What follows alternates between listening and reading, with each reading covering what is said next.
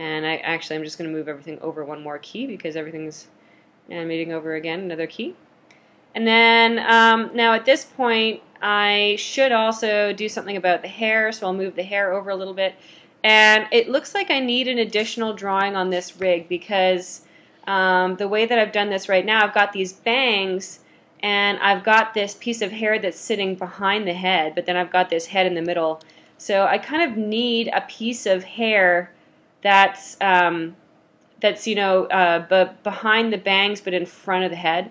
So I can go back and add that piece of hair later on.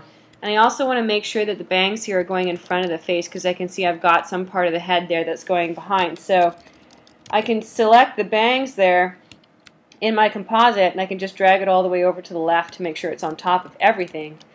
And now as I'm animating that, whoops, let's make sure I do that on the same frame as everything else. So now as I'm animating that, you can see I get a really nice look as I'm moving from one side to the other side.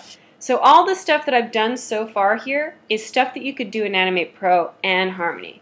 And you can do a lot of this in Animate as well. You can morph elements in Animate, you can move them over, you can even cut them off at the edge of the face. It's just that it becomes difficult to get these complex combinations when you're working in Animate. But you can think about doing some of this stuff in Animate, but if you really want to go to the next level, then I think you do want to move up to Animate Pro or Harmony. So that being said, now that I've got this working pretty well, I'll just save my scene so I can come back to it later.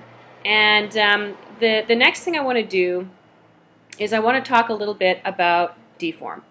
So Deform is one of these things that's been brought to Harmony. You won't see it yet in Animate Pro or Animate or Animate Pro. But what Deform allows you to do is it allows you to create elements or take drawings that you have and actually warp those drawings. And when we're talking about the face, then there's a few places where it's really nice to be able to do deforms. So let's take a look at those. I can just select the layer with my transform tool, and I just want to make sure that I'm selecting the drawing layer itself.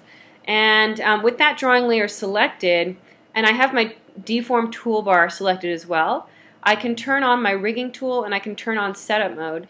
And then I can just drag on here, and I'll drag from one corner to the other corner. I'll drag towards the right from the left corner, and then I'll take the right side and I'll drag it back towards the center. And then I can just exit setup mode, and now I can take my transform tool again, and I can double check to see what this did. So the mouth is one area where it can be useful to have a deform on it because you can see that you can get some expressions there. Like you can have her smiling or frowning or whatever just by changing the shape of that mouth. So if I had her standard sort of regular mouth, which was kind of up like that at the beginning, and then she can move over to a smile on the right hand side here. So you see how easy that is because I don't have to do any morphing. And if you're doing something that's a deform like this, which is a simple type of deform on one drawing layer, you don't have to do anything more than just create that bone chain. There's an in-depth video tutorial series online that will show you how you can modify regions of influence, change existing rigs, but for this kind of stuff, just doing a really simple curve is all that you need. And then if you have a couple of different types of mouth shapes, you might want to have different deforms on different mouth shapes, but I can do another advanced deform tutorial later on to go into some of that other stuff. But for now, to finish off on my head rig, I would do the same thing on the eyebrows. And so let's go back into our rig tool with setup mode on, and I'll drag from this corner, from the left corner towards the right, and then I'll take the right side and I'll drag it towards the center, kind of try to make that curve match my eyebrow. And then now I can leave setup mode and I can go to my transform tool and I can start to move this around. And the reason that I start in the outside corner on the eyebrows, it doesn't particularly matter on the mouth, but with the eyebrows, it's always a good idea to put the offset, which is the start of your rig, on the outside of the eyebrow, because if you play around with your own eyebrows in front of the mirror and you wiggle them up and down, you'll notice that the outside of the eyebrow stays pretty much stationary, but it's the inside that will move up and down. So it's going to make it really easy for you to modify or change your eyebrows around by doing it here. And one cool thing that you might realize as you're doing stuff like this is that this means you only need one drawing. You don't have to do 10 different drawings of eyebrows and swap them out. You just need one drawing, and then you can change the expression on the drawing by changing what the curve looks like here.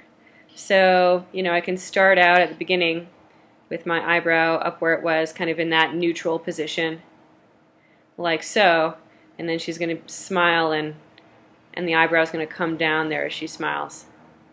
And so let's do the same thing on the other eyebrow. We'll go back to the first frame just because I can see the whole eyebrow here. And I'll rig tool, setup mode, and then I'll drag from the outside in and drag from the inside out on this side. And now I can leave setup mode and go to my transform tool. Now, if you ever do your curve wrong, like you test it out and it's not really doing exactly what you want to do, you can go back into setup mode, and now still with your transform tool you can adjust that rig. Now the only thing is, if you do adjust the rig here and you make a change, then go back into your network view and figure out where the deform group is that you're working on. So I guess I'm on the back eyebrow here, and select your deform group and then do a copy resting position to current. And what this does is it copies that default position back to the main timeline, because if you don't do that, when you make a change, it's going to warp the drawing back on the original timeline. And now I can exit setup mode and I can continue to work with this drawing. So maybe I'm going to be surprised at the beginning, one eyebrow up, and then, you know, have the eyebrows go down as she's pleased. Okay, so one last thing that people sometimes want to do is, instead of doing a morphing on the head the way that I showed you, you could also put a deform around the outside of the head layer. And that way you could just drag on the deform chain to change the shape of the head instead of having to morph the different heads together. So we'll do the same thing. We'll select that head layer. We'll go to the rig tool, setup mode. And actually I might want to just hide some of these other elements to make it easier for me to see what I'm doing here. So I can select the bangs there, find them in my timeline and turn them off. And maybe I'll just select the ear as well and turn it off, just to give me a more of a sense of where that head layer is. So now I can go back to my head layer, rigging tool with the setup mode on, and I can drag a rig around the outside of this face. And you do want to drag kind of back in the direction of the movement there. And this is one of those rigs that's a little bit more kind of tough to do on the first go. So I might not draw it properly. Whoops, sorry. I might not draw it exactly properly the first time I do it. So I can always go back with my transform tool and I can adjust the position of these elements just to make them make a little bit more sense here. Adjust the curves there, I mean, so not the elements. And if you decide at some point, oh, you know, I need another contour point around here and I need another one up here, you can always go inside your rig and you can add another curve. So if I want a curve kind of in the middle, I can go to my deformation chain, my deformation group in my module library, and I can just slip another one in there. And when you do slip it in there in that method, it kind of adds the deform chain in there in a default length. So you'll have to go back and adjust the position of those elements within there. And so then you can just grab these ones. You can hold down Shift to select multiple ones at the same time and then move them all back up again to get them in the spot that you want them. So now I have an additional contour point that I can drag on there, and I would just want to adjust those handles to make them easier so they're not overlapping. Something like that. And then you might not need another one under here, actually. I could just leave that the way it is. Most of the time what you're going to be using is adjusting those ones on the outside there, but just in case I want an extra one, let me just drag one more in there after it, and then I can just adjust the length of the handles on these guys so that it kind of matches like so. Okay, so now let's save. I always like to save when I'm doing this stuff just so that I don't lose anything that I'm doing or forget to go back and save later on. So now that I've got everything in there, I can double check it. I'll leave setup mode And remember I said earlier that if you make a modification, it warps your drawing to match that modification that you made. So let's go back into setup mode. And then I just want to select my deform group, so my deformation head group, copy resting position to current, and leave setup mode again. And now it's copied that position back to the main timeline, so I'm good to go here. And now I can just check this out. I can move around the pieces of the face, and I can make sure it's doing more or less what I want it to do.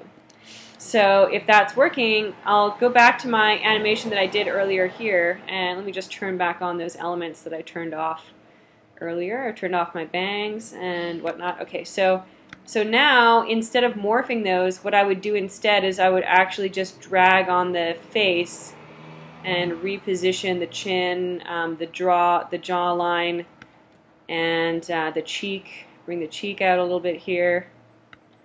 And I can leave that going in there like so. So we can have it go maybe a little bit more like that. And now I can see how that works. So looks like I've got something strange going on with these two curves over here. So let's just move those up a little bit. I think they got moved down somehow. So now if I zoom out, I can see that it's a lot easier for me to animate the shape of the face there on the fly and on the go. And in this case, I might also be able to cheat with that hair and kind of bring the head layer back in, so I don't have to maybe do that fix with the hair that I was talking about doing earlier, where I add another hair layer underneath it. So that's pretty much it that I wanted to say. Whoops, let me fix that last keyframe there. I added the keyframe on the wrong frame, so let me bring it back over here. There we go. And then as I animate that over time, you see how that really works very well.